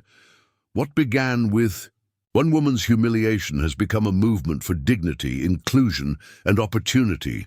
Perhaps this is the deepest truth I've learned, that our greatest wounds, properly tended, become our most powerful gifts to the world. I came west seeking a new beginning. I found instead a new definition of what beginnings can be. Not erasures of the past, but integrations of all we've been into, all we might become. My name is Elizabeth Walker Carson. I was once rejected for being previously married. That rejection became my liberation, leading me to a love deeper than I'd imagined, a purpose greater than I'd dreamed, and a legacy that will outlive us all. In the end, we are not defined by those who reject us, but by what we choose to build from the rubble of our broken plans.